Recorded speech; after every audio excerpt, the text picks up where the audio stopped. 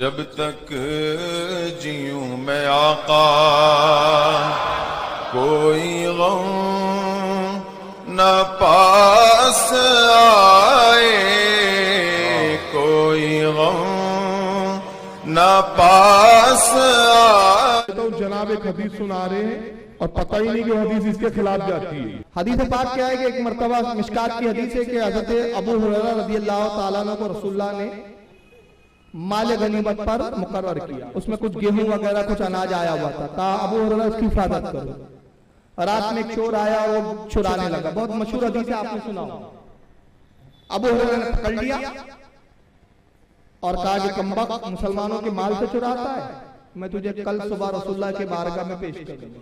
वो रोने लगा। कहा अबू हुरैरा छोड़ दो, मेरे हाथ काटे जाएंगे, मेरे छोटे छोटे बच्चे हैं, भूखे हैं, उनकी वजह से मैंने चोरी की। अबू हुरैरा को रहम आया, उसको छोड़ दिया। सुबह जब नमाज फजर के लिए मस्जिद में अबू हुरैरा गए, नबी पाक ने नमाज खत्म की फरमाई।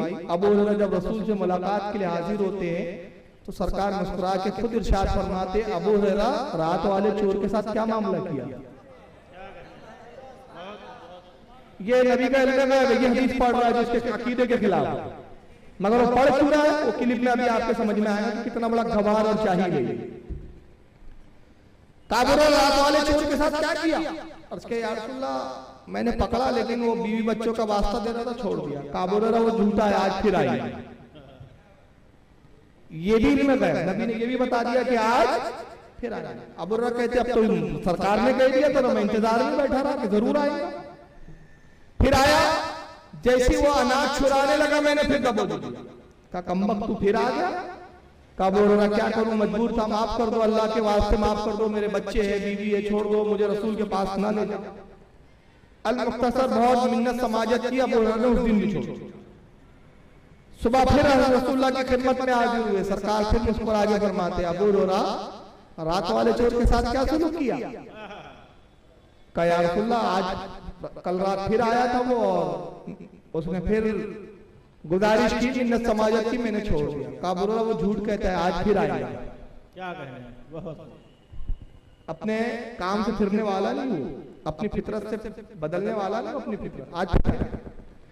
अबू हुरैरा रज़ियल्लाहु ताला अन्हु कहते आज तो मैं अहद करके बैठ गया था कि अब कुछ भी कितना भी गिड़गिड़ाए, रोए धोए, रसूलुल्लाह के पास पकड़कर जरूर ले जाओ। रात में फिर आया, अबू हुरैरा ने फिर पकड़ लिया। इसने फिर रोना धोना शुरू किया। कहा अबू हुरैरा अल्लाह का वास्ता छोड़ो। कहा आज तो नहीं छोड़ेंगे, 2 बार छोड़ चुका। उसने बहुत रोया धोया, बहुत गिड़गिड़ाया, बहुत खुशामद की।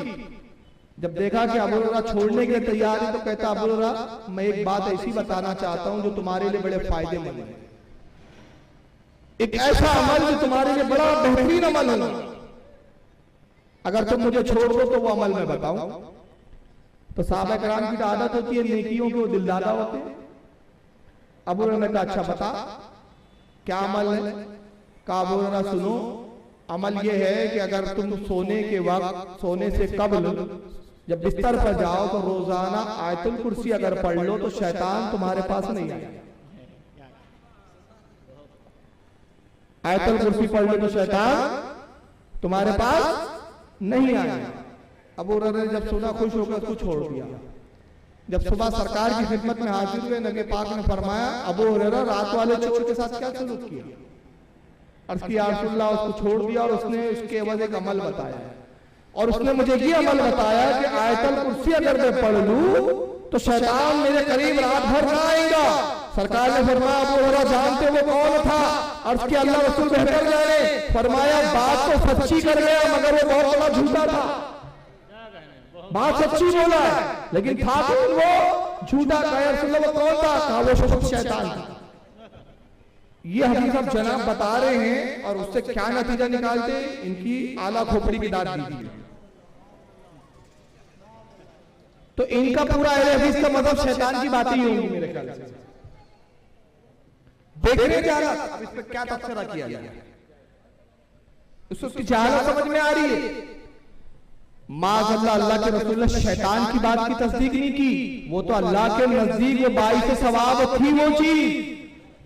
शैतान की तस्दीक नहीं की, बताया शैतान ने, नबी ने कहा शैतान ने सही कहा। ये नहीं कहा कि शैतान ने कहा तो इसलिए वो चीज में असर आ गया, ये नहीं है वो बात। उस बात को जाहिल ने फेर दिया और उसके बाद क्या, इतने कयासात के, इससे ये मालूम हुआ, उससे ये मालूम हुआ। इस जाहिल से पूछो तो मुज्तहिद वक्त है कि तेरा तू कयास कर रहा है, उससे मसाइल इस्तेमाल कर रहा है। जब इमामों के मसाइल जो इस्तेमाल किए उन्होंने वो मानना जरूरी नहीं, तो तेरे मसाइल क्यों बता माने, तेरे बताए हुए सुन क्यों माने। तो शैतान की बात की तस्दीक अगर मोहम्मद रसूलुल्लाह कर दे तो अहले हदीस कहते हैं ये कह रहा है कि वो भी हदीस बन जाती है।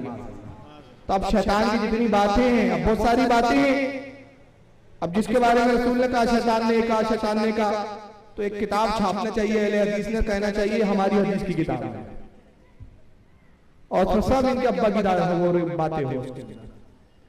अब आइए ये एक आखिरी क्लिप दिखा रहा हूं इल्मी सलाहियत बताने के, जरा इसको भी देख सुन ले। ये मस्जिद में औरतों के बुलाने के बड़े दिलदादा है। अब उसके लिए उसने क्या क्या दलील सुनिए। पहले कहा कि मस्जिद में जाना जायज नहीं है, मतलब वो उलमा अहले सुन्नत कहते हैं। बाबा के यहाँ लिपस्टिक लगा के जाना जायज है। जाहिल से पूछे कौन से सुन्नी आलिम ने फतवा दिया है कि बाबा के यहाँ लिपस्टिक लगा के जाना जायज है? किसी मौलाना का फतवा देखा आपने किसी आलिम सुन्नत की किताब में कि किसी सुन्नी आलिम ने लिखा भाई किसी बुजुर्ग के यहाँ, बाबा सूफी अब्दुर्रहमान शाह के यहाँ, हजरत मखदूम माइली के यहाँ, हाजी अली के यहाँ लिपस्टिक लगा के जाना जाए? वो जाहिल को ये नहीं पता आला हज़रत ने लिखा औरतों का कब्रों पर जाना भी जायज। हमारे इमाम ने तो इससे पूरी किताब लिखी और कहा कि ये ना पूछ कि कब्रों पे औरतों का जाना जायज है नाजायज, बल्कि ये पूछ कितना गुनाह है। जब घर से निकलती है तो उसको शैतान घेर लेते हैं, मजार पे जाती है साहब कब्र उस पर लानतें भेजता है, जब घर आती है तो लानतों के साथ। ये तो हमारे इमाम ने कहा, लेकिन झूठ क्या बोलता है, लिपस्टिक लगा के जाना चाहिए। और फिर उसके बाद दूसरी दलील दी, यूपी बिहार में जाओ खेतों में जाती है लेटरिन करने, और ये काहे को देखने पहुंच जाता हो। इसको बड़ी तहकीक, ये बहुत बड़ा छिड़ी मार था। यूपी का ही रहने वाला है, इटावा से है।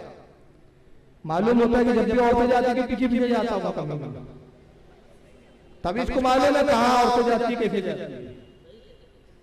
हालांकि यूपी बिहार में भी गया हूं, मैंने तो नहीं देखा वहां खेतियों में। हो सकता है किसी बहुत पिछड़े हुए गांव में ऐसा मामला हो, अगर बिलफर्ज किसी ऐसे पिछड़े गांव में मामला है कि औरतें खेतों में जाती तो वो मजबूरी है। नमाज के लिए आना कौन सी मजबूरी है कि नहीं आएंगे तो बहुत बड़ा वबाल हो जाएगा, वो कौन सा? आइए जरा मैं बताऊं इसके ताल्लुक से। अब दूसरी बार आपने झूठ बोला, मस्जिद से शैतान भागता है। ये किस हदीस में कि मस्जिद से शैतान भाग जाता है? वो अजान के बारे में, मतलब हदीसों को भी किधर का किधर इसके बाप की खींच है, जहां से चाहे जिधर से उठाए उधर ले जाके पटक।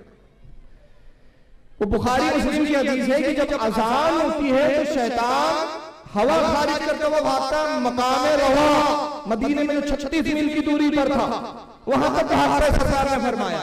मगर जब अजान खत्म होती है दोबारा आ जाता है। और सफों में सरकार ने कहा सफों में इत्तेहाद रखो, अपने बाजू वाले से कांधा मिला के रखो, ऐसा ना हो कि जब तुम गैप कर लेते हो फासला आ जाता है तो शैतान सफों में दाखिल हो जाता है, दिलों में वसवसे डालता है। वो मस्जिद में भी आता है, ये कहता नहीं अजान मस्जिद से शैतान भाग जाता है। मगर मस्जिद में फितने का जमाना है, बाजार जाना जाए, हाजत के लिए जाना जाए। अरे बाजार जाने के लिए ये है कि भाई मजबूरी के तहत आदमी जाता है, नमाज का मामला मजबूरी का नहीं है। अब आइए मसला क्या है सुनिए। नबी पाक सल्लल्लाहु अलैहि वसल्लम के जमाने में औरतें मजार जो है मस्जिदों में जाती थी, ये है हदीसों में। रसूलुल्लाह के जमाने में औरतें मस्जिदों में नमाज के लिए जाती थी। मगर जब फारूक आजम का जमाना आया तो सरकार फारूक आजम रज़ियल्लाहु ताला ने सहाबा को जमा किया और इरशाद फरमाया तुम नहीं देखते जो मैं हालात देख रहा हूं? क्या तुम नहीं देख रहे कि औरतों की वजह से कितने फितना हो रहा है? मुनाफिकीन कसरत के साथ आते हैं और ताका झाकी करते हैं। तो मैं चाहता हूं कि हम औरतों को मज़ारात जो है मस्जिदों में आने पे पाबंदी लगा दें। साहबा कराम ने इस पर इत्तेफाक कर लिया, बल्कि यहां तक कि हज़रत अबू तलहा अंसारी जो अशरा मुबशरा में वो फरमाते हैं कि जब हजरत उमर ने ये पाबंदी लगाई, सारे सहाबा का इत्तेफाक हो गया, इज्मा हो गया, और सारे सहाबा ने इस पर इत्तेफाक कर लिया कि आज से औरतों की हाजिरी मस्जिद में ममनू करार दी जाती है, मना किया जाता है। ऐलान होगा कि अब औरतें ना आए। अबू तला अंसारी की एक बीवी थी जो ज़ईफ थी, उम्र दराज थी। उसने कहा ठीक है, हज़रत उमर ने पाबंदी लगाई है, वो जवान औरतों का मामला, उनकी वजह से फितना होता है, उन पे लोग ताका झाकी करते हैं, हम तो बूढ़ी औरतें, हमें कौन देखने वाला। और जब रसूलुल्लाह ने मना नहीं किया तो उमर कौन होते मना करने वाले। चुनांचे अबू तला अंसारी फरमाते कि मैंने अपनी बीवी को बहुत समझाया, वो नहीं मानी। चुनांचे इशा के वक्त वो निकली, अज़ान हुई, मस्जिद में नमाज के लिए निकली, तो फरमाते कि मैं एक गली में छुप गया, और वो गली ऐसी थी कि बहुत तंग थी। तो कहते मेरी बीवी जब वहां से गुजरी, मैं गली से बाहर निकला, पीछे आया और अपनी बीवी के सर पे टप्पू मारा, सर पे टप्पू या चपत मारी और गायब हो गया। अबू तला अंसारी की बीवी ने देखा, कुछ नजर नहीं आया, तो कहते ला हौला वला कुव्वत, वाकई उमर ने बड़ा अच्छा काम किया, इतना बुरा जमाना आ गया क्या औरतों के सरों पे भी हाथ मारे जा रहे। अबू तला कहते कसम खुदा की वो नेक वक्त फिर अपने घर में गई, उसके बाद कभी बाहर नहीं निकली, उसके बाद सिर्फ जनाजा ही उसका बाहर निकला। तो ये सहाबियात ने इस पर अमल किया। अब आइए वही नहीं, अभी हदीस सुना देता हूं, ये है बुखारी शरीफ, सही बुखारी, ये बुखारी में है, ये हदीस नहीं मिलेगी इनको। इमाम बुखारी ने पूरी सनद बयान की, हदसना अब्दुल्लाह बिन यूसुफा قال अखबरना मालिक अन यहया बिन सईद अन अमरा अन आयशा। रिवायत बयान, हदीस बयान की अब्दुल्लाह बिन यूसुफ ने, कहते खबर दी हमें मालिक ने, वो रिवायत करते यहया बिन सईद से, और वो रिवायत करती है हजरत अमरा रज़ियल्लाहु ताला अन्हा से। ये एक खातून सहाबिया है, ये हजरत आयशा से रिवायत करती है। हज़रत आयशा उम्मुल मोमिनीन फरमाती है, लौ अदरका रसूलुल्लाह सल्लल्लाहु अलैहि वसल्लम मा अहदसन निसाउ लेमुनहुन्नल मस्जिदा कमा मुनअत निसाउ बनी इसराईल फकुल्तु लिअमरका और मुनअम कालत नाम। ये पूरी हदीस है, इसका मफहूम मैं बता रहा हूं। हज़रत अमरा रज़ियल्लाहु ताला अन्हा जो साबिया है, वो कहती है कि हज़रत आयशा रज़ियल्लाहु ताला अन्हा, इस हदीस का पस मंजर क्या है पहले वो समझें। जब हज़रत उमर ने पाबंदी लगाई औरतों को मस्जिद में आने पे, तो ये सारी औरतें, कुछ औरतें वो थी जो शिकायत लेकर हज़रत आयशा की खिदमत में पहुंची और कहा उम्मुल मोमिनीन, ऐ मुसलमानों की माँ, रसूलुल्लाह के जमाने में हम मस्जिद में आया करती थी, नबी ने हमें मना ना किया।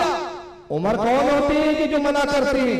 हजरत आयशा ये जुमले फरमाती है। हजरत आयशा कहती है, रसूलुल्लाह सल्लल्लाहु अलैहि वसल्लम, अगर रसूलुल्लाह सल्लल्लाहु अलैहि वसल्लम देख लेते कि माँ हदसन निसाओ, जो औरतों का आजकल हाल है, जो तुमने अपना हाल बना रखा है, अगर रसूलुल्लाह देख लेते तो यकीनन औरतों को मस्जिद में मना कर देते, ठीक उसी तरह जैसे बनी इस्राइल की औरतें मना कर दी गई। कौम बनी इस्राइल की औरतों को भी रोका गया था। हजरत अमरा कहती है कि मैंने हजरत आयशा से कहा कि ऐ उम्मुल मोमिनीन, क्या बनी इस्राइल की औरतें रोकी गई थी? आपने फरमाया हाँ, उन्हें रोक दिया गया था। जब हजरत आयशा ने ये बात कही तो फिर औरतों ने उस बात को तस्लीम कर लिया। अब मैं कहना चाहता हूँ कि हजरत आयशा उम्मुल मोमिनीन फरमा रही है कि नबी की ज़ौजे मुबारका है, मिजाजे नबी को हजरत आयशा से ज्यादा कौन समझ सकता है? बेशक बेशक वो कहती है कि अगर नबी होते और तुम्हारे इन हालात को देखते तो वो भी मना कर देते, इससे ज्यादा सख्ती करते। तो इसका मतलब कि सहाबिया का इज्मा हो गया, सहाबा का इज्मा हो गया। तो जब सहाबा का इज्मा हो गया, सहाबिया का इज्मा हो गया और इन्होंने इज्मा कर लिया कि औरतें मस्जिद में ना आए, तो ये सब तो बेवकूफ निकले, ये अक्लमंद आ गया जो इज्मा सहाबा के खिलाफ जा रहे हैं। अब ये कहेंगे नहीं, नबी की सुन्नत तो ये है कि औरतें आए, नबी ने मना नहीं किया। मगर मैं कहता हूं नबी ने इसके दो इशारे दिए जो इससे जाहिर होता है कि नबी पाक की खुद मंशा क्या है। और रसूलुल्लाह ने अपने जमाने में औरतों को इसलिए मना नहीं किया था कि उस जमाने में इस्लाम इतना फैला नहीं था, उतनी औरतें आती भी नहीं। फारूक आजम के जमाने में इस्लाम बहुत फैल चुका था, औरतों की कसरत हो चुकी थी, उस वक्त के हालात और थे। मगर नबी पाक ने इशारा दिया। इमाम बुखारी रहमतुल्लाह अलैह, यही इमाम बुखारी जिनका नाम सबसे ज्यादा ये लेते।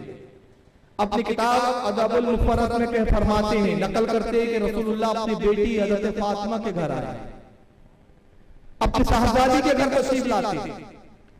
हज़रत फातिमा इस्तकबाल के लिए हाजिर हुई, अपने बाबा के दस्त मुबारक को हाथों में लिया, बोसा दिया। नबी ने फरमाया, बेटी मैं तुमसे एक सवाल पूछना चाहता हूँ, ये बताओ औरत के हक में सबसे बेहतर क्या है? का बाबा जान, औरत के हक में सबसे बेहतर यह है कि अपने घर में ठहरी रहे। का और उससे ज्यादा बेहतर क्या है? का बाबा जान, नमाज भी अपने घर में पढ़े। का बेटी से और ज्यादा बेहतर क्या है? का नमाज अपने घर के सबसे अंदरूनी कमरे में पढ़े। का औरत के लिए और उससे भी कुछ बेहतर है? का बाबा जान, अगर उसके घर में तलघर हो, बेसमेंट हो, तो अपने बेसमेंट और तलघर में नमाज। नबी पाक ने अपनी शहजादी फातिमा की पेशानी को बोसा दिया, इरशाद फरमाया, फातिमा अल्लाह का शुक्र है कि अल्लाह ने मुझे तुझ जैसी बेटी अता की, तूने औरत की फितरत को पहचान लिया। बहुत खूब, बहुत खूब। नबी पाक ने इशारा किया कि औरत के लिए बेहतर क्या है? घर में ठहरी रहे। अब तमाम अहले हदीस को मैं चैलेंज कर रहा हूं, बड़े गौर से सुने। मेरे चैलेंजों से ये परेशान हो चुके हैं, आते भी आएंगे भी नहीं, क्योंकि चैलेंजों के जवाब नहीं।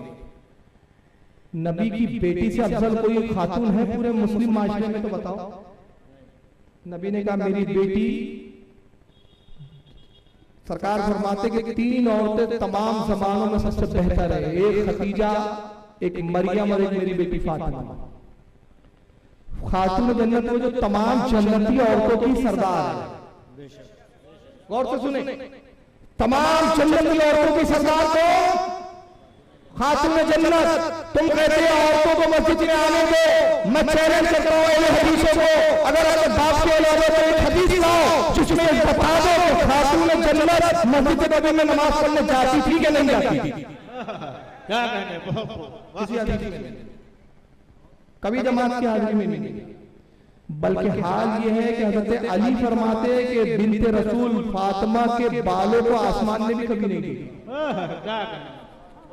ये पर्दा था, उनका विशाल होने लगा खातून जन्नत का। हजरत अली को बुलाया, कहा, ए अबुल हसन, ए हसन के वाली, मेरी वसीयत लिखिए, वसीयत को याद कर लीजिए। कहा, बिन्ते रसूल बताइए क्या वसीयत है आपकी? मेरी वसीयत ये है कि जब मेरा विसाल हो जाए तो किसी सहाबी को मेरे विसाल की खबर मत देना। मैं नहीं चाहती कि विसाल के बाद लोग मुझे देखें। मैंने जिंदगी में किसी सहाबी के सामने नहीं आई। जब से मैं सने बुलूग को पहुंची, मैंने किसी सहाबी के सामने बेहिजाब नहीं आई, पर्दा किया, सिवाय सलमान फारसी और चंद बुजुर्ग साहब जो उम्र दराज थे। हज़रत अली का कहते हैं कि ऐ बिन्ते रसूल, सहाबा कराम तो मुझे बुरा भला कहेंगे कि तुमने खातून जन्नत जैसी खातून नबी की शहजादी का दीदार ना करवाया, तो मुझे ये तो ना वसीयत करो। हाँ, ये करता हूं कि मैं तुम्हारा चेहरा किसी को नहीं दिखाऊंगा, चेहरे का दीदार नहीं करवाया जाएगा। आप कहती है अबा हसन, हसन के वाली, ये भी ना कीजिए, भला आप चेहरा ना दिखाएंगे, लेकिन मेरा जिस्म कफन में लिपटा होगा और लोग मेरे कफन में लिपटे हुए जिस्म को देखकर तो मेरे कदों का आमद और जिस्म जिस्मानियत का अंदाजा लगाएंगे। मैं ये भी नहीं चाहती। ये पर्दे थे उनके। क्या इनकी औरतें हजरत आयशा से ज्यादा अफजल है? क्या इनकी औरतें फातिमा तो ज़हरा खातून जन्नत से ज्यादा अफजल है? कसम खुदा की नहीं है, इसलिए तो मस्जिदों में आती है, इसीलिए आती है। और हमारे उलमा ने मना इसलिए किया। मैं तो कहता हूं अल्लाह रब्बुल इज्जत करोड़ों अरबों खरबों लामहदूद रहमतें और बरकतें नाजिल करे हजरत उमर रज़ियल्लाहु ताला अन्हु की कब्र मुबारक पर। आमीन। कि वो फैसला किया कि क़यामत तक की उम्मत की औरतों की बहुत सारे मखसूस और उनकी इज्जत और अज़मत का तहफ़्फ़ुज़ फराहम कर दिया हज़रत उमर ने। ऐसा तहफ़्फ़ुज़ क्या आप अंदाजा नहीं लगा सकते। आइए मैं दोस्त की मिसालें दे दूं कि अगर हज़रत उमर ने ना किया होता तो आज माशरे ने क्या करा दिया। घर से बेटी निकलती, जर्जिस की बेटी निकलती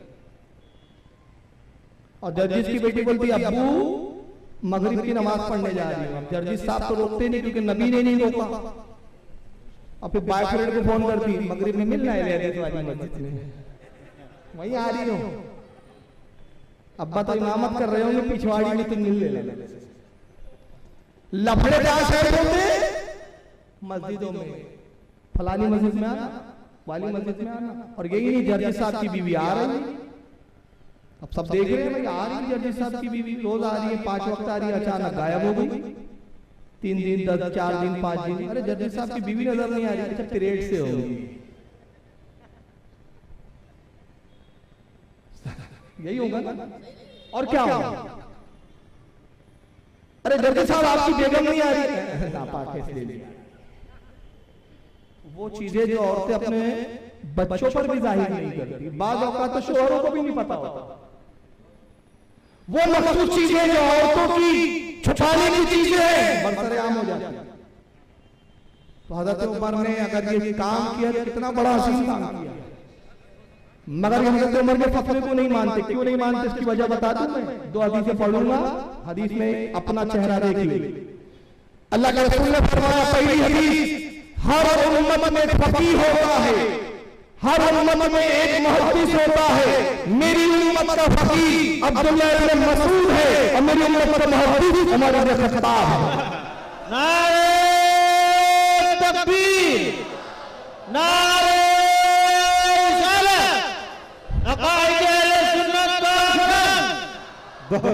पहली हदीस सुन लिए, अब दूसरी हदीस, नबी पाक सहाबा के दरमियान मौजूद है, अचानक हजरत उमर हाजिर होते नबी की बारगाह में, नबी एक सिम देखते और मुस्कुरा देते। अर्ज़ के गया रसूल आप क्यों मुस्कुराए? फरमाया उस जगह शैतान खड़ा था, उमर को देख के भाग गया। जहां उमर हो वहां शैतान नहीं होता, शैतान उमर को देख के भागता है। तो उमर से कौन भागता है? तो हजरत उमर के फैसलों को वही नहीं मानेगा जो शैतान होगा, उमर से शैतान भागता। तो बात समझ में आ गई कि हजरत उमर ने कहा 20 तलाक पढ़ो, वो कहते 8 पढ़ेंगे, शैतान भागा। हजरत उमर ने कहा 3 तलाक दिया हो जाएगी, हम नहीं मानेंगे, हम तो शैतान हैं, भागेंगे हजरत उमर से। हजरत उमर ने कहा मस्जिद में औरतों को ना आने दो, कहा नहीं हम तो लेके आएंगे।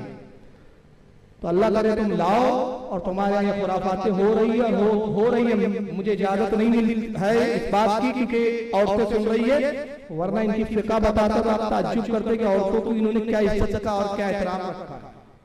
औरत का दूध पीना जायज नहीं, इशारे कर रहा हूं, मनी चाचा किताबें है मेरे पास, ये नुज़ूल अबरार रखी है मेरे टेबल पर, भरी पड़ी है मसलों से। बल्कि ये पागल मुफ्ती अब्दुल्ला बिन बास का फतवा है मेरे पास, नेट पर भी मौजूद है, नुज़ूल अबरार में भी मसला लिखा हुआ, और इसके अलावा भी मकालात फतावे में अब्दुल्ला बिन बास इनका पागल मुफ्ती मर गया ना, अभी अंधा मुफ्ती था, सऊदी अरब का मुफ्ती आजम है। और मैं उन लोगों को कहना चाहता था, कहते इस्लाम वहां से निकला है। अब इस्लाम वहां से निकल डरा रहा था, वहां से अबू जहल भी निकला है, अबू लहब भी निकला है, उतबा भी वहीं का था, शैबा भी वहीं का था, यजीद भी वहीं का था, हज्जाज बिन यूसुफ भी वहीं का था, मरवान भी वहीं रहा है, हकम भी वहीं रहा, बड़े-बड़े खबीर भी वहीं है। तो मैं कहता हूँ इस्लाम वहां से निकला, बोल रहा समझ नहीं रहा, इस्लाम निकला है, निकला है, अभी निकल गया तो वहां कहां है? बोल तो रहा है निकल गया, निकल के इधर आ गया, खुद बोल रहा है निकला है, वहां से निकला है, तो निकल गया ना, वहां नहीं ना, मस्जिद के पास। कहां है? एशिया में। किसके पास है? किसने लाया?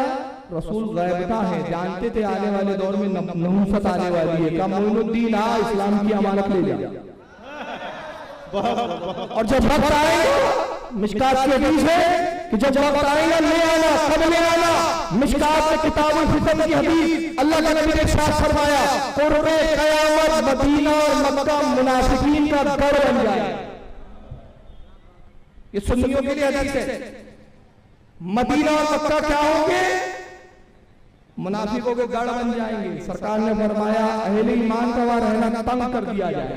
आज तंग नहीं कर दिया गया हमें, आज हमें मिलाद नहीं करने दिया जाए, हम सलाम नहीं पढ़ सकते, हम अपने एतबार से इबादत और ताज़ीम नबी की वहां नहीं कर सकते। आज हमारे लिए तंग कर दी गई जमीन, ये नबी ने तो बता दिया है।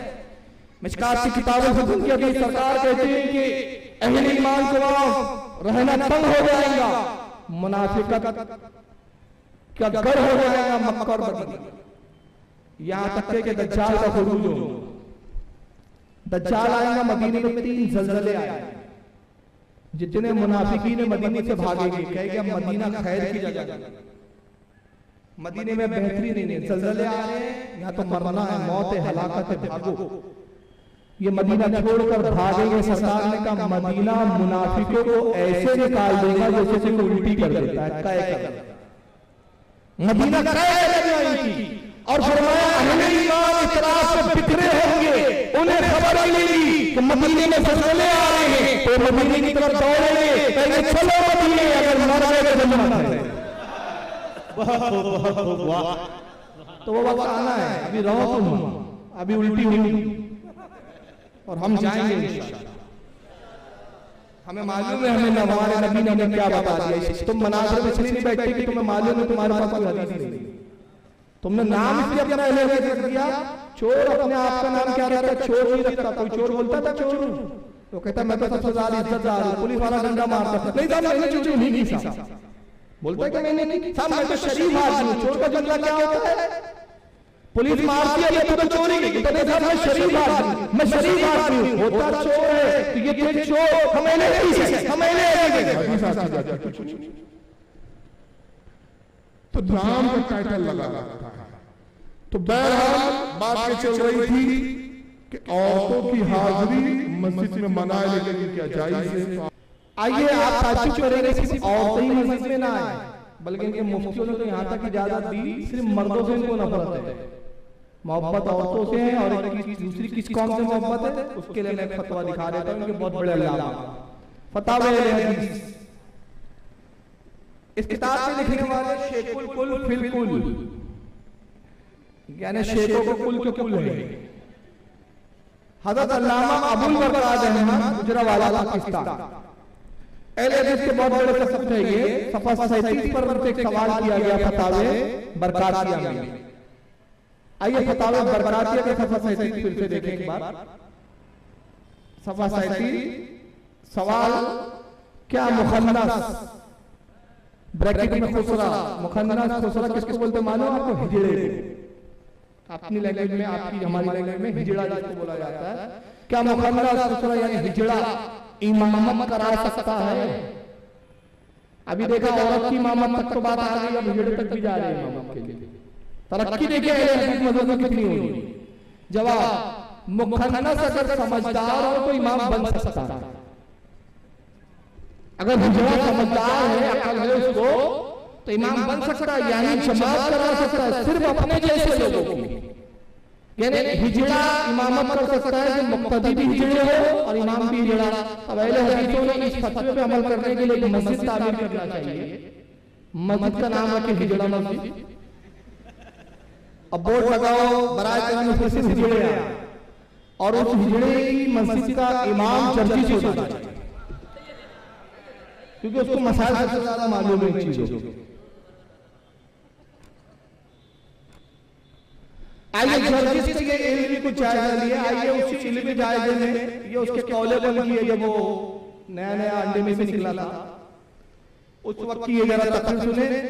और इसमें मैं नहीं बताऊंगा कि क्या जुमला है जो मैंने जिस पर गिरफ्त करना है मुझे आपसे पूछूंगा। सुनिए, कहता है मेरे नबी को किसने पढ़ाया? जिब्रील ने, रसूल का उस्ताद जिब्रील ने। ये नबी पाक की सरी तौहीद है, किसी हदीस और किसी रिवायत से साबित नहीं है कि रसूलुल्लाह का उस्ताद जिब्रील। परवरदिगार आलम ने खुद अपने नबी को पढ़ाया। कुरान में खुद इरशाद फरमाया, अर्रहमान अल्लमल कुरान खलकल इंसान अल्लमहुल बयान। रहमान वो है जिन पर रहम करने वाला, उसने कुरान नाज़िल किया, इंसानियत की जान मोहम्मद को पैदा किया, उसको कलाम का कर दिया। दूसरे मकाम पे अल्लाह ने इरशाद फरमाया, वल्लमा मा लम तकुन तालम। ए महबूब, हमने आपको सिखा दिया हर वो चीज जो आप नहीं जानते। आप जो नहीं जानते थे हमने आपको सिखा दिया। कायनात में कोई ऐसी हस्ती और जात नहीं कि जिसने नबी को पढ़ाया हो सिवाय रब्बुल इज्जत के। परवरदिगार आलम मौलिम है अपने महबूब का, मगर कहते हैं जिब्रील ने पढ़ाया, और अगर जिब्रील ने ना पढ़ाया होता तो नबी को साइंस, मैथमेटिक्स ये सब नहीं मालूम होते। जिब्रील ने पढ़ाया, इसके सारे लोग मालूम थे। आइए अगर जिब्रील कितना पढ़ाने वाला था तो दो दलीलें मैं दे दूं कि नबी को कितना पढ़ाता था कि सीखता था। इमाम इस्माइल हज़रत इस्माइल हक़ी रहमतुल्लाह अलैह तफसीर रूहुल बयान के अंदर अलिफ लाम मीम की तफसीर में नकल करते हैं कि जिब्रील कभी आयत लेकर आए अलिफ लाम मीम, सूरह बकरा जहां से शुरू हुई ये आयत लेकर आती है। जिब्रील ने अर्ज किया अलिफ, सरकार ने कहा मैं जानता हूं। कहा लाम, सरकार ने कहा मैंने जान लिया। कहा मीम, सरकार कहते मुझे पहले से पता था। जिब्रील अर्ज करते या रसूल अल्लाह क्या जानते हैं, क्या जान लिया, क्या पहले से पता था? इरशाद फरमाया जिब्रील ये मेरे और मेरे रब के दरमियान राज है, अपने राज में कहा हमें जान। जिब्रील ने नाम को समझ में नहीं आया। सुभान या रसूल अल्लाह मुझे तो सिर्फ रब ने हुक्म दिया कि मेरे महबूब तक पहुंचा दो, तो जिन कलमात को पहुंचाने का हुक्म दिया गया मैंने पहुंचा दिया। न मैं अलिफ को समझ सका न लाम को नहीं। तो कौन पढ़ा रहा है? जिब्रील पढ़ा रहा है, अल्लाह पढ़ा रहा है। यही जिब्रील मेराज की रात आती है, रसूलुल्लाह आराम फरमा। हाल तो ये रोजाना सरकार जागते हैं, रात रात भर इबादत करते हैं। उम्मुल मोमिन हज़रत आयशा की रिवायत मौजूद है, कहती है कि सरकार इतनी इबादत करते कि आपके पैरों में वरम आ जाता, बाज़ औक़ात आपके कदम नाज़मीन से तलवे मुबारक से खून ज़ाहिर हो जाता, इतनी इबादत रात रात भर इबादत करते। मगर अजीब बात है कि रसूलुल्लाह मेराज की रात आराम फरमा रहे हैं और सो रहे, तो बाज़ाहिर में हम लफ्ज़ इस्तेमाल कर रहे हैं सो रहे, मगर बुखारी की हदीस में बता दी कि अल्लाह के नबी ने फरमाया नबी सोता नहीं है, उसका दिल जाग रहा होता है, वो हालात से बाखबर होता है, क्या हो रहा है क्या चल रहा है सब उसे दिखता है, मालूम होता है। नबी की सिर्फ आंखें बंद होती है। तो अब इस हदीस की रोशनी में अगर हम देखें तो जिब्रील आए तो सरकार तो जिब्रील का आना भी देख रहे हैं, जिब्रील के साथ फरिश्ते के भी देख रहे हैं, तो सरकार उठ के क्यों नहीं बैठ जाती कि जिब्रील क्या बात है, चलो क्यों आए हो, क्या मकसद है, फिर भी आराम कर रहे हैं। इसलिए कि नबी जानते थे आने वाले जमाने में ऐसे अधिकार आएंगे कि जिब्रील को मेरा उस्ताद बताएंगे। तो नबी ने तवक्कुल किया कि आज देख लो कौन उस्ताद है कौन शागिर्द है। जिब्रील आए तो सरकार को आराम कर रहे हैं, और उसके परवरदिगार तेरा महबूब सो रहा है और तेरे महबूब की नींद में खलाल आए, ये भी अजबी है। मैं तेरे नबी के बेदार करूं बेदबी हो जाएगी। अल्लाह ने इरशाद फरमाया जिब्रील हमारे महबूब को हिलाओ नहीं, हमारे महबूब को हाथ न लगाओ, हमारे महबूब को आवाज से न उठाओ, बल्कि जिब्रील ये तुम्हारी काफुरी ठंडी आंखें हमने पैदा की हो, किस दिन के लिए पैदा किया, आज के लिए तो पैदा की गई। अपनी ठंडी आंखों को हमारे महबूब के तलवों पर रख दो। जिब्रील ने तलवे रसूल पर आंखों को रखा, उसकी ठंडक सरकार ने महसूस की, अपने चश्मे मुबारक को खोला। इरशाद फरमाया जिब्रील क्या बात है? अर्ज़ किया या रसूल अल्लाह, अल्लाह ने मेराज के लिए बुलाया है। जिब्रील ने अपनी आंखें रखी तो जिब्रील का सर रहा था नबी के तलवों में, और नबी बता रहे थे ऐ आने वाले बरकत हबीब को देख लो, जो जिब्रील के मेरा उस्ताद बताएंगे, देख लो जहां से जिब्रील की इत्तिबा खत्म होगी वहां से मेरी इत्तिबा होगी। नारे तकबीर, नारे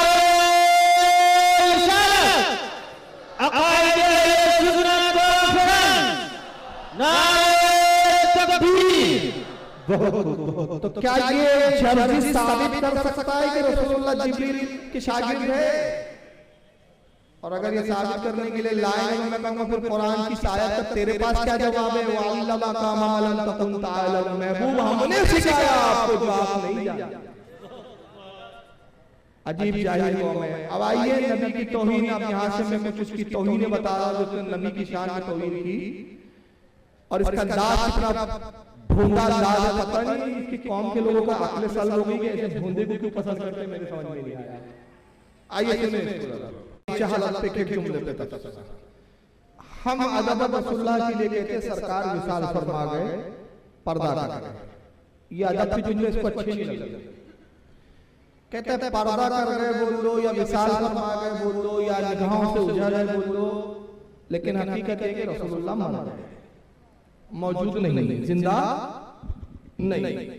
यानी अच्छे लफ्ज़ आप मत बोलो, बस यही बोलो कि रसूलुल्लाह मर गए नहीं, जिंदा नहीं। और अगर जिंदा है तो मुझे बताओ कहाँ है? मैं चंदा करके भीख मांग के पूरे हिंदुस्तान में जाऊंगा। भिखारी भीख नहीं मांगेगा तो और क्या करेगा?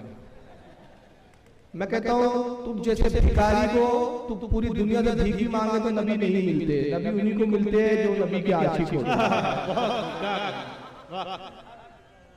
समझ रहे हैं?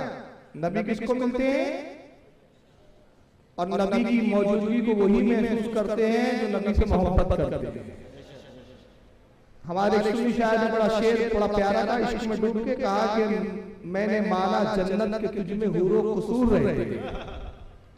मैंने माना जन्नत तुझ में हुरो कसूर रहते हैं, आ मेरे दिल का तवाफ कर इसमें हुजूर रहते हैं। नारे तकबीर, नारे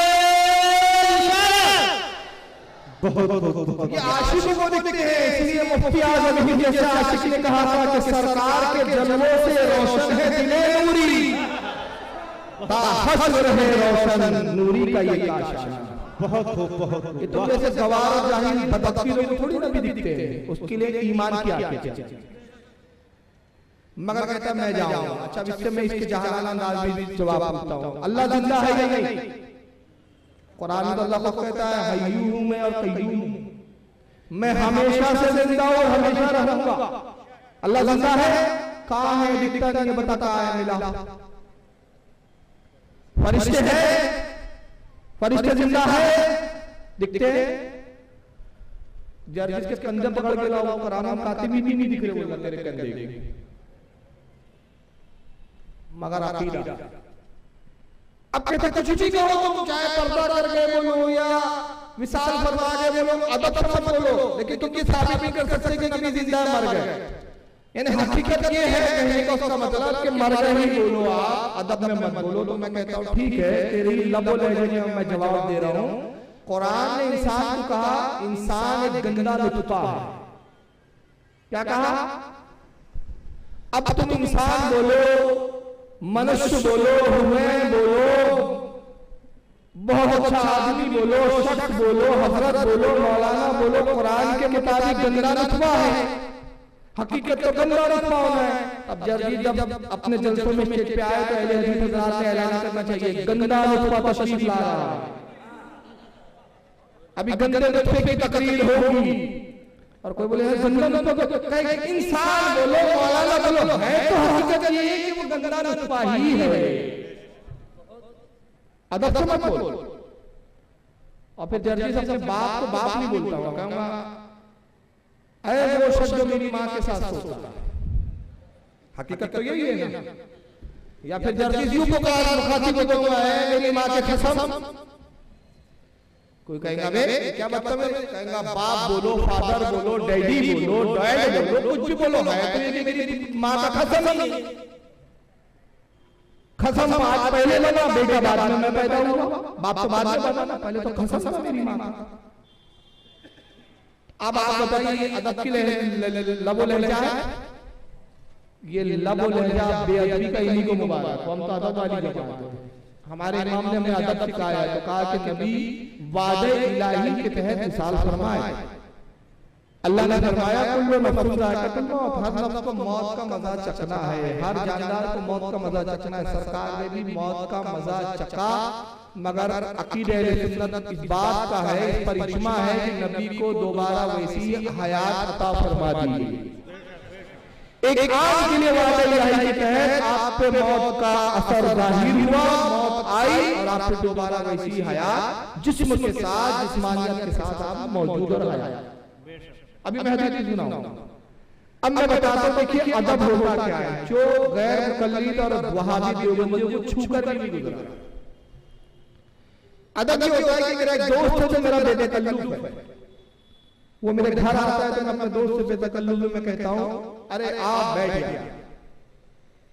क्या कहता हूं अपने दोस्त को? आजा बैठ जा।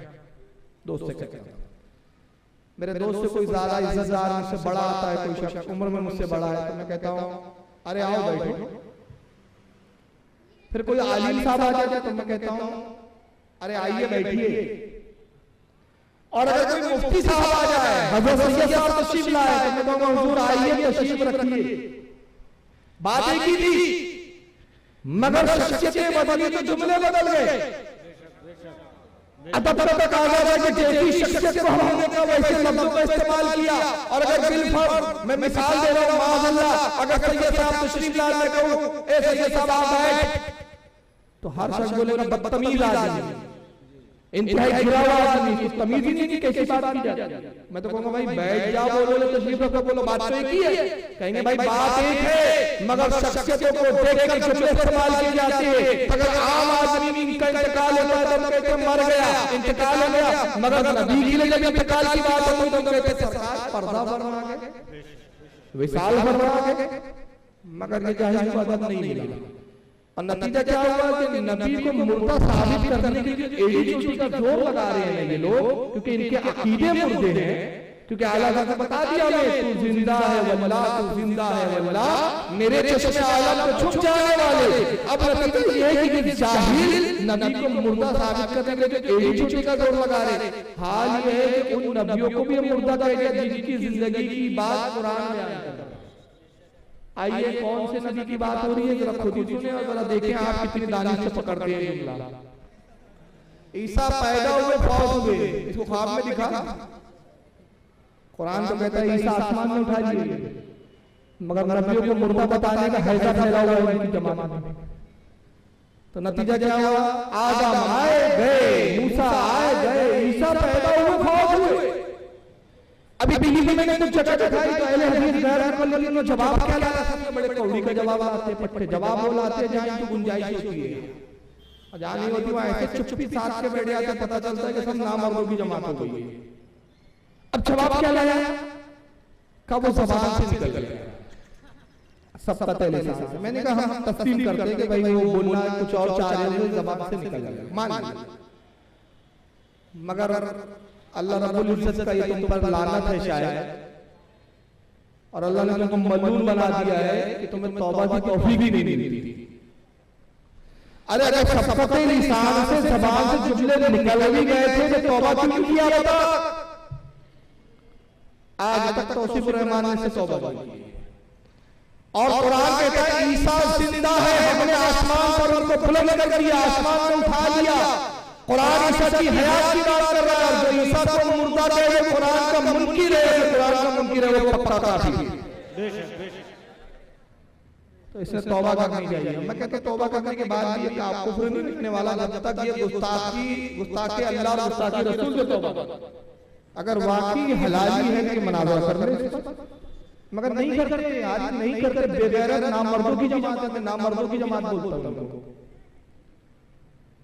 अब उसकी दलील क्या की, नबी मर गए, माज़अल्लाह न बोले, देखिए नबी मर गए, जो नबी को मुर्दा ना माने वो कौन है, काफिर है। इसलिए कि अबू बकर सिद्दीक का अकीदा है कि नबी मर गए। मैं कहता हूं तमाम साहबों में सबसे अफजल कौन है, अबू बकर सिद्दीक। आगे तो अबू बकर का अकीदा है, अबू बकर की बारगाह में चलते। खसाइशुल कुबरा में इमाम जलालुद्दीन सूती रहमतुल्लाह अलैह नकल करते हैं। अबू बकर सिद्दीक का जब विसाल होने लगा तो फारूक आज़म को बुलाया, कहा उमर मेरी वसीयत लिखिए। अरे उमर मेरी वसीयत याद कर लीजिए, वसीयत लिख लीजिए। कहा उनको बताइए क्या वसीयत है। कहा मेरी तमन्ना है कि मैं रसूलुल्लाह सल्लल्लाहु अलैहि वसल्लम के पहलू में दफन हूं, मगर उमर की जगह जो है मेरी बेटी आयशा की है, या आयशा का मकान है, और रसूलुल्लाह ने आयशा के उजरे में जाओ मेरी बेटी से पहले इजाजत ले। हज़रत उमर गए, उम्मुल मोमिन से इजाजत तलब करते हैं तो उम्मुल मोमिन फरमाती है हज़रत आयशा के मैंने ये जगह तो ये सोचा था कि अपने लिए पसंद करूं, लेकिन मैं अपने आप पर अपने वालिद को तरजीह देती हूं। जाइए आप मेरे वालिद को कहिए कि आप चाहे तो मेरी इजाजत, आप चाहते तो इजाजत। अब इजाजत किससे मिल गई, हज़रत आयशा से मिल गई। उसके बाद हज़रत अबू बकर क्या कहते हैं, अरे उमर सुनो, ये तो आयशा ने इजाजत दी, मगर मैं नहीं जानता कि रसूलुल्लाह अपने पहलू में मुझे रखने के लिए राजी है। तो उमर ऐसा करना कि जब मेरा जनाजा तैयार हो जाए, गुस्ल देना, कफन पहनाना, मेरी नमाज जनाजा पढ़ना और उसके बाद रसूलुल्लाह के रोजे के करीब दरवाजे पर लाकर मेरे जनाजे को रखना और फिर सरकार से कहना, या रसूलुल्लाह आपका गुलाम अबू बकर दफन की इजाजत चाहता है, अगर इजाजत मिले तो दफन करो वरना ना करना। रावी हदीस कहते हैं कि वैसे ही किया हज़रत उमर ने। कफन और गुस्ल के बाद, नमाज जनाजा के बाद रसूलुल्लाह के हुजरे के करीब लाया, सरकार के हुजरे में दरवाजा बंद, करीब बढ़ते अर्ज़ करते, या रसूलुल्लाह आपका रफीक, आपका रफीक गार, आपका गुलाम अबू बकर आपके पहलू में आना चाहता है, पहलू में दफन होना चाहता है। सरकारी इजाजत है, दरवाजा खुलता है, मज़ार से आवाज आती है, रफीक से मिला। बहुत खूब वाह सुभान अल्लाह। अबू बकर तो जाते जाते बता गए कि मेरा अकीदा क्या है। मेरा नबी ऐसा हयात है कि इजाजत भी देता है, और यही बात रिवायत में आया तो उमर ने भी ऐसी वसीयत की, और तब भी दरवाजा खुला, आवाज आई कि रफीक को रफीक से मिला दो। हजरत उमर भी आज पहलू में, अबू बकर भी पहलू में। और एक ऐसी हदीस सुनाऊं, बड़े खुश हो जाएंगे आप। शाफा देवबंदियों ने किताब मुस्नद आयशा इमाम जलालुद्दीन सूती मेरे पास जो आई है सऊदिया की छपी हुई है, और इनके सऊदिया के खुद आलिम ने इसकी तकरीर की और लिखा कि हदीस सही है सनद के एतबार। कौन सी हदीस मैं सुना रहा हूं? हज़रत आयशा कहती है, उम्मुल मोमिनीन के एक बार मैंने सरकार से अर्ज किया, कब अर्ज करनी जब सरकार बसाहिर हयात अर्ज करती, या रसूलल्लाह मेरी बड़ी ख्वाहिश है कि मैं आपके पहलू में दफन हूं, और मुझे गुमान होता है कि शायद आपका विसाल मुझसे पहले हो, इसलिए कि आपकी उम्र मुझसे ज्यादा है, तो आप मुझसे पहले निकाल करेंगे। अल्लाह के नबी मैं चाहती हूँ एक दस्तावेज दिखा दी जाए ताकि कोई इख्तिलाफ ना हो कि आपके विसाल के बाद मुझे भी आपके पहलू में दफन किया जाए। सरकार क्या फरमाते हैं, आयशा तुम हमारे पहलू में कैसे दफन हो सकती है? हमारे पहलू में तो अबू बकर आएंगे, उमर आएंगे और ईसा अलैहिस्सलाम आएंगे। पूरी गैर खबर दी कि मेरे पहलू में अबू बकर को आना है, उमर को आना है, और आयशा अबू बकर उमर के बाद भी तुम्हारे लिए झगड़ा नहीं, इसलिए कि ईसा अलैहिस्सलाम आएंगे, वो मेरे पहलू में दफन होंगे। अभी देखिए ईसा आएंगे, मगर नबी की गैर की दलील से बढ़कर क्या होगी? नबी के लिए गैर पर तुम ताले करते हो, तुम पूरी दुनिया की ताकत एक जगह जमा कर लो, और ईसा जब तशरीफ लाएंगे, विसाल फरमाएंगे, कोई ताकत हज़रत ईसा को नबी के पहलू में दफन होने से नहीं रोक सकती, क्योंकि मेरे नबी ने कहा पत्थर की लकीर। इसलिए शायर ने बड़े प्यारी बात कही, तज़किरा कुरान में जिसका सूरह कौसर में है, तज़किरा कुरान में जिसका सूरह कौसर में है, नूर उसका चार तू अल्लाह बहर बर में है, आज भी है गुंबद खतरा में अबू बकर उमर मुस्तफा के घर की दौलत मुस्तफा के घर में। नारे तकबीर, नारे